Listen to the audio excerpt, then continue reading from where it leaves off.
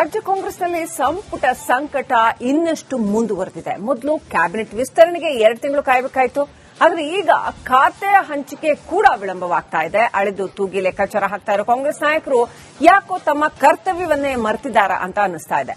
ನೂತನ ಸಚಿವ ಸಂಪುಟ ರಚನೆಯಾಗಿ ಇವತ್ತಿಗೆ 6 ದಿನಗಳಾಯಿತು, ಇನ್ನೂ ಕೂಡ ಖಾತೆ ಹಂಚಿಕೆ ಆಗಿಲ್ಲ.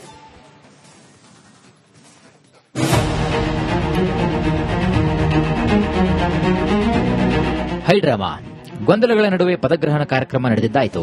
ಲೋಕಭವನದ ಗಾಜಿನ ಮಣಿಯಲ್ಲಿ ನೂತನ ಸಚಿವರು ಪ್ರಮಾಣ ವಚನವನ್ನ ಸ್ವೀಕರಿಸಿದ್ದು ಆಯಿತು. ಹಾರ ತುರಾಯಿ ಹಾಕಿಕೊಂಡು ಸಚಿವರು ಸಂಭ್ರಮಿಸಿದ್ದು ಆಯಿತು. ಆದರೆ ಯಾವ ಇಲಾಖೆ, ಯಾರ ಹೊಣೆ, ಪ್ರಬಲ ಖಾತೆಗಳನ್ನ ಯಾರು ನಿಭಾಯಿಸುತ್ತಾರೆ ಅನ್ನುವಂತಹ ಪ್ರಶ್ನೆ ಇನ್ನೂ ಕೂಡ ಉತ್ತರವೇ ಸಿಕ್ಕಿಲ್ಲ. 6 ದಿನ ಕಳೆದರೂ ಆಗದ ಖಾತೆ ಹಂಚಿಕೆ. ಇಂದಾದರೂ ಸಚಿವರಿಗೆ ಸಿಗುತ್ತಾ ಖಾತೆ ಭಾಗ್ಯ?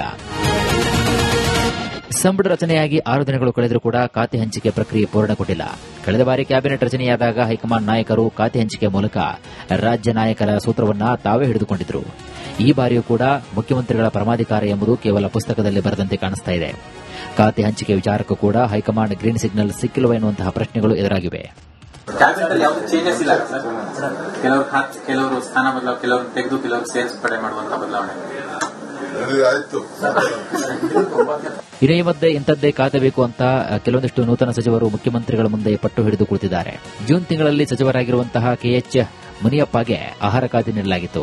ಆದರೆ ಅಂದಿನಿಂದ ಈವರೆಗೂ ಕೂಡ ಖಾತೆ ಬಗ್ಗೆ ಖ್ಯಾತೆ ತೆಗೆದಿರುವಂತಹ ಕೆಎಚ್ ಮುನಿಯಪ್ಪ ಸಮಾಜ ಕಲ್ಯಾಣ ಖಾತೆಯೇ ಬೇಕು ಅಂತ ಹಠಕ್ಕೆ ಬಿದ್ದಿದ್ದಾರೆ. ದಲಿತ ಎಡಗೈ ಸಮುದಾಯವನ್ನ ಪ್ರತಿನಿಧಿಸುವಂತಹ ತಮಗೆ ಸಮಾಜ ಕಲ್ಯಾಣ ಖಾತೆಯನ್ನ ಕೊಡಬೇಕು ಎಂಬುದು ಮುನಿಯಪ್ಪ ಪಟ್ಟು ಹಿಡಿದಿದ್ದಾರೆ. ಆದರೆ ಸಚಿವ ಎಂಪಿ ನರೇಂದ್ರ ಸ್ವಾಮಿ ಕೂಡ ಸಮಾಜ ಕಲ್ಯಾಣ ಇಲಾಖೆ ಖಾತೆ ಮೇಲೆ ಕಣ್ಣಿಟ್ಟಿದ್ದಾರೆ. ಕಳೆದ ಬಾರಿ ಹಿಂದುಳಿದ ವರ್ಗಗಳ ಕಲ್ಯಾಣ ಇಲಾಖೆ ನಿಭಾಯಿಸಿದಂತಹ ಶಿವರಾಜು ತಂಗಡಗಿ ಸಮಾಜ ಕಲ್ಯಾಣ ಖಾತೆಗಾಗಿ ಲಾಬಿ ನಡೆಸಿದ್ದಾರೆ. ಇದು ಟ್ರಬಲ್ ಶೂಟರ್ಗೆ ಹೊಸ ಟ್ರಬಲ್ ತಂದಿಟ್ಟಿದೆ. ಇನ್ನು ನೀರಾವರಿ ಖಾತೆ ಮೇಲೆ ಮಾಗಡಿ ಬಾಲಕೃಷ್ಣ ಕಣ್ಣಿಟ್ಟಿದ್ದಾರೆ. ಸಚಿವ ಚಲುವರಾಯಸ್ವಾಮಿ ವಸತಿ ಇಲಾಖೆ ಅಥವಾ ಜಲಸಂಪನ್ಮೂಲ ಖಾತೆ ಕೊಟ್ಟರೆ ಸೂಕ್ತ ಅಂತ ಹೇಳಿದ್ದಾರೆ. ಆದರೆ ಸಚಿವ ರಾಮಲಿಂಗಾರೆಡ್ಡಿ ಬಳಿ ಜಲಸಂಪನ್ಮೂಲ ಖಾತೆ ಇದ್ದು ಅದೇ ಖಾತೆ ಮುಂದುವರಿಸಿದ್ದಾರೆ. ಹೀಗಾಗಿ ಚಲುವರಾಯಸ್ವಾಮಿಗೆ ಜಲಸಂಪನ್ಮೂಲ ಖಾತೆ ಸಿಗುವುದು ಅನುಮಾನ.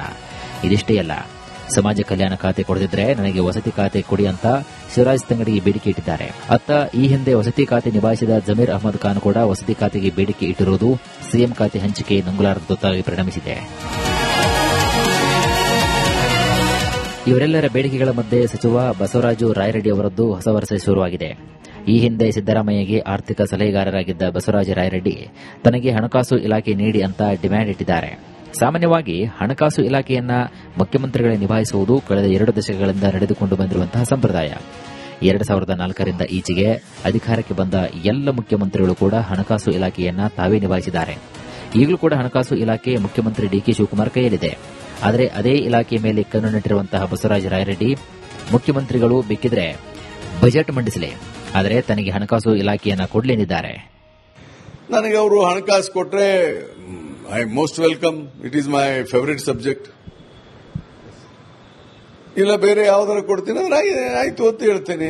ಒಂದ್ಸಾರಿ ನಾವು ಒಪ್ಕೊಂಡ ಮೇಲೆ ಅವ್ರು ಯಾವ ಖಾತೆ ಕೊಡ್ತಾರೋ ತಂದು ಸುಧಾರಣೆ ಮಾಡಬಲ್ವಿ.